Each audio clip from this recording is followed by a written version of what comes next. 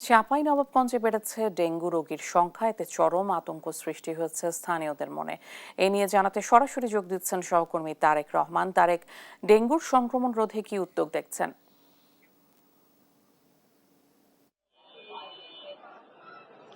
ইসিকা ডেঙ্গুর ভয়াবহতা চাঁপাইনবাবগঞ্জে দিন দিন বৃদ্ধি পাচ্ছে। পৌর এলাকাগুলো ছাড়িয়ে এখন কিন্তু প্রত্যন্ত গ্রামগঞ্জেও ডেঙ্গুর ভয়াবহতা ছাড়িয়ে গেছে।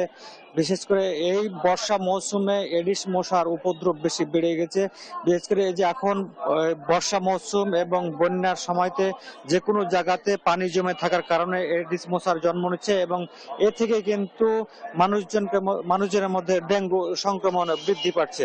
আপনাকে আমি যদি একটু তথ্য দিতে চাই, চাঁপাইনবাবগঞ্জ জেলা হাসপাতালে আজকে মোট 30 জন ডেঙ্গু আক্রান্ত হয়ে ভর্তি রয়েছেন। এর মধ্যে 13 জন পুরুষ রয়েছে এবং 11 জন মহিলা এবং শিশু রয়েছে 6 জন। সব মিলিয়ে এই হাসপাতালে মোট 1486 জন ডেঙ্গু রোগী আক্রান্ত হয়ে ভর্তি হয়ে চিকিৎসা নিয়েছেন।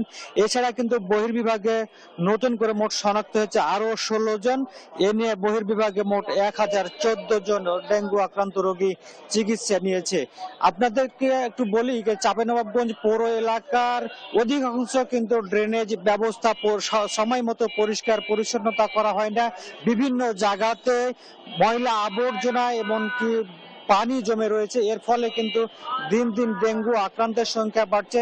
চাঁপাইনবাবগঞ্জ পৌর এলাকার মধ্যে কিন্তু আমরা কয়েকজন মৃত্যুর খবরও পেয়েছি ডেঙ্গু আক্রান্ত হয়ে। তারা কিন্তু রাজশাহী মেডিকেল কলেজ হাসপাতালে মৃত্যুবরণ করেছে। এর আগে তারা কিন্তু চাঁপাইনবাবগঞ্জ জেলা হাসপাতাল থেকে চিকিৎসা নিয়ে ছাড়পত্র নিয়ে বাসায় গেছেন অথবা উন্নত চিকিৎসার জন্য রাজশাহী তাদেরকে পাঠানো হয়েছিল। আমরা চাঁপাইনবাবগঞ্জ জেলা হাসপাতালের চিকিৎসকদের সঙ্গে কথা বলছি।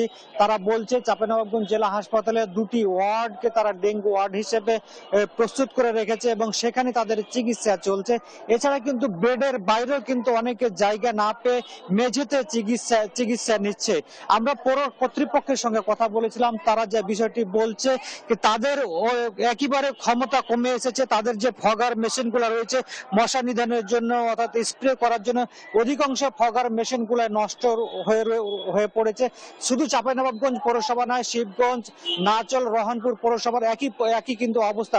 সবগুলোর কিন্তু ড্রেনেজ ব্যবস্থা খারাপ এবং পরিষ্কার পরিচ্ছন্নতা ঠিক মতো না হওয়ার কারণে কিন্তু চাঁপাইনবাবগঞ্জ এখন একেবারে ডেঙ্গুর হটস্পটে পরিণত হয়েছে। যে ইসিকা, এই ছিল আমার কাছে চাঁপাইনবাবগঞ্জের ডেঙ্গু নিয়ে সর্বশেষ পরিস্থিতি। তারেক, অনেক ধন্যবাদ আপনাকে।